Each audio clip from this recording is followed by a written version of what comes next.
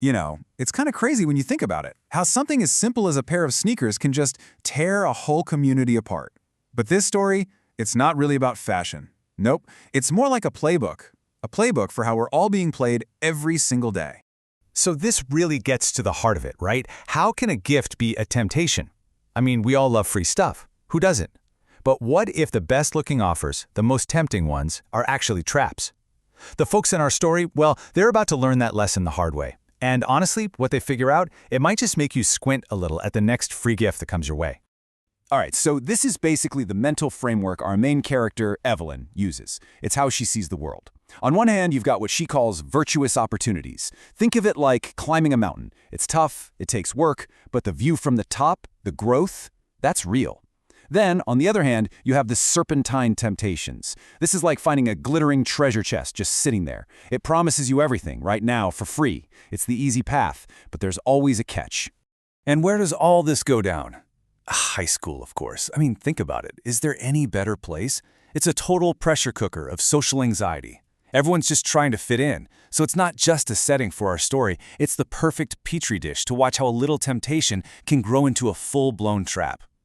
And Evelyn just hits the nail on the head here. She says the hardest part isn't the obvious fights. Nah, the real battle is inside our own heads. It's in that split-second decision when you see a new trend or a new idea, and you have to ask yourself, wait, is this a real opportunity? Or is it just a really well-disguised trap? And then it arrives, not with a bang, but with a whisper.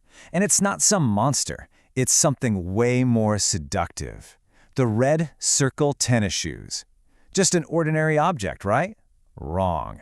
This thing is so exclusive, so hyped up, that it's about to start a fire, an obsession that's going to sweep through the whole school. And the craziness starts, immediately. Take Evelyn's brother, Evan. He doesn't even play tennis, but he buys these super expensive tennis shoes. He's not just buying shoes, you see. He's buying into an idea. He doesn't need them, can't really afford them, but that doesn't matter. The hype, that emotional pull, has completely hijacked his common sense. Okay, and this is where the whole thing gets really smart and kind of sinister. Listen to Diesel. He's up all night, worried they'll sell out. That anxiety, that's not an accident. That's part of the design. You create this fake scarcity, this exclusive special edition, and bam, you've weaponized FOMO, the fear of missing out. It's not about the shoes anymore. It's all about that desperate, clawing need to be on the inside. And here we go. Rev just says it out loud. This is the end game. The shoes aren't shoes anymore. They're a status symbol, the ultimate status symbol. Owning them isn't about style or comfort. It's about who you get to be, and let's be honest, who you get to feel superior to. But see, this was never going to stop at just being a trend. A status symbol is completely useless if everyone has it, right? You need an outgroup, and that's the next and much more dangerous phase of the game, creating a tribe and then building walls to keep everybody else out. And man, look how fast this happens. These unwritten rules basically become law overnight. The Circle Club stakes out their own table in the cafeteria, a physical barrier.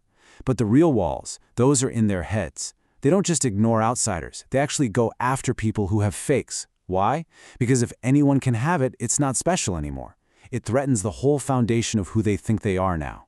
So this is the ugly result. The whole school is just split in two. It's like a velvet rope just appeared in the middle of the hallway, separating the haves from the have-nots. And the desperation to get in, you can feel it.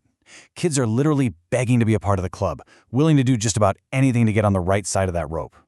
And this right here is the absolute rotten core of it all. Abby calls them out on the injustice of it, right? And Diesel's response is just chilling. We must protect the purity of our club. Purity? He's not defending shoes. He's defending the right to exclude people. All that talk about purity and rights, it's just a fancy way to dress up some really ugly prejudice. So the whole school is in chaos, all over a pair of sneakers. But Evelyn realizes this wasn't some random thing.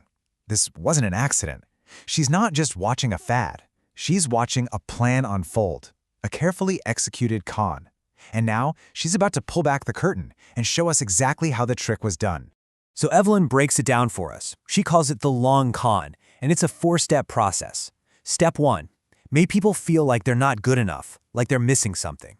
Step 2, Create a threat out of thin air, the threat of being left behind, of being uncool. Step 3 is the real kicker. Turn friends into enemies. Make everyone compete. And then, the final move, the master stroke, you swoop in and offer your product as the only solution to the problem you literally just invented. Genius, right? But you gotta wonder, isn't that a lot of work just to sell some shoes? I mean, really, it seems like overkill. What if that's just a bonus? What if the real goal, the real prize, isn't cash? What if it's something way more valuable and way darker? And this is the big reveal. Evelyn calls it the energy heist. The real goal, she says, was never about the money. It's about feeding off our emotional energy. Think about it. All that jealousy, that anger, that division, that's powerful stuff. And the people behind this, the manipulators, they thrive on that chaos. It keeps us busy fighting each other and too exhausted to ever look inward and actually work on ourselves. And just listen to Evan when he finally has a moment of clarity. He admits it. He says, "I felt superior." He even got angry at people trying to get into their little club. That feeling, that's the juice, that's the energy they're stealing. See, they aren't just selling shoes, they're selling us our own negative emotions, bottled and branded. And this is where it always goes, isn't it? Being exclusive is never enough. The next step is always about control. The club doesn't just want to have their special table anymore. Now they want everyone to conform to their way of thinking, their advanced desires, as they call it. This isn't about shoes anymore. It's a straight-up power grab. Here's the thing about a house built on lies, though. It might look strong, but it's actually as fragile as a house of cards. And all it takes is one little gust of wind, one little piece of the truth to bring the whole thing crashing down. The spell is about to break, and trust me, it's going to be good. And this is just chef's kiss. With one perfectly timed announcement, Evelyn uses their own strategy against them. She doesn't fight them, she doesn't argue, she just introduces the next big thing, red triangle shoes. And then, the killer blow. She announces that red circles are now old-fashioned and for poor people. Ouch. It's a masterclass in social jiu-jitsu. And would you look at that? The result is night and day. The first time around, total obsession, division, chaos. But this time, they've seen the trick. They're wise to the game. Their reaction isn't to fight each other for the new shoes, it's to rebel. And even better, it's to come together. It's literally like someone flipped a switch. That whole social structure, that whole hierarchy that felt so real and so important a minute ago, poof, gone. It just evaporates. The Circle Club is toast. The spell is completely, totally broken. And what comes out of it is this new rallying cry. We will not be divided. They've learned their lesson. So the next time a temptation like this comes along, they don't scramble to get a seat at the cool kids table. They flip the whole table over, together. They finally get it. Their unity is way more powerful than any marketing campaign designed to tear them apart. So this whole story leaves us with one really big question. And it's not about high school or sneakers. It's about us, right now. The red circle shoes were just a symbol, right? So what are the red circles in our lives today? What brands, what ideologies, what online trends are being used to run this exact same playbook on us? To make us feel inadequate, to divide us, and to feed off our anger. I'll tell you what, once you start looking for them, you'll start seeing them absolutely everywhere.